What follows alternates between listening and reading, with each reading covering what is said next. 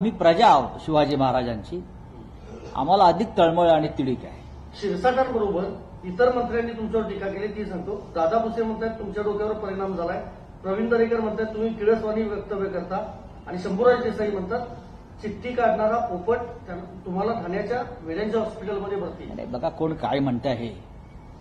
हे जे सरकार आहे यांना विजयाचं डिप्रेशन आलेलं आहे.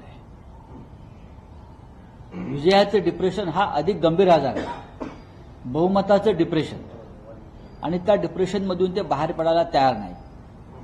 आणि चुकीच्या पद्धतीने मिळवलेलं बहुमत, त्यातून मिळालेला विजय आणि त्या विजयाचा धक्का न पचवता आल्यामुळे आलेलं डिप्रेशन, त्यातून हे बोलतायत. मी काय बोललो हे आधी समजून घ्या. त्यासाठी माणसांना साक्षर असावं लागतं. साक्षर असावं लागतं आणि इमानदार असावं लागतं. मला प्रश्न विचारला आणि मी विचारलं की फडणवीस साहेब आमचे वर्षा बंगल्यावर राहायला का जात नाहीत, हा संशोधनाचा विषय. त्या संदर्भात माझ्याकडे जी माहिती होती ती मी दिली. त्याच्यावर तुम्ही काउंटर करा, उत्तर द्या. लोकशाही आहे ना. मुळात आपण सगळे कामाख्याला जाऊन अघोरी विधी केलेत की नाही याच्यावर कोणीच उत्तर देत नाही.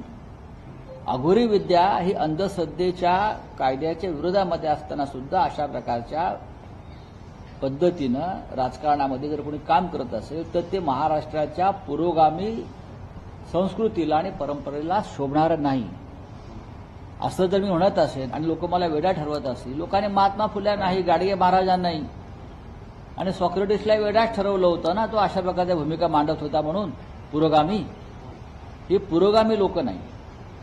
ह्यांना जादू टोणा मंत्र ह्याच्यात विश्वास आहे आणि या माध्यमातून आम्ही जिंकलो असा त्यांना आत्मविश्वास आहे. माननीय देवेंद्र फडणवीस हे राज्याचे मुख्यमंत्री आहेत. आम्हाला त्यांची चिंता आहे, त्यांच्या कुटुंबाची चिंता आहे. आणि त्यांनी लवकरात लवकर वर्षा बंगल्यावर जाऊन शिरसावर होऊन राज्यकारभार करावा ही या जनतेची अपेक्षा आहे. पण कोणीतरी त्यांना रोखण्याचा प्रयत्न करत आहे. ही जर आमची चिंता असेल या महाराष्ट्राचे नागरिक म्हणून तर हे फिरसाटांना एवढं डिप्रेशनमध्ये जाऊन बोलण्याची गरज नाही. बोला विजयाचं डिप्रेशन, कारण हा विजय सरळ नाही.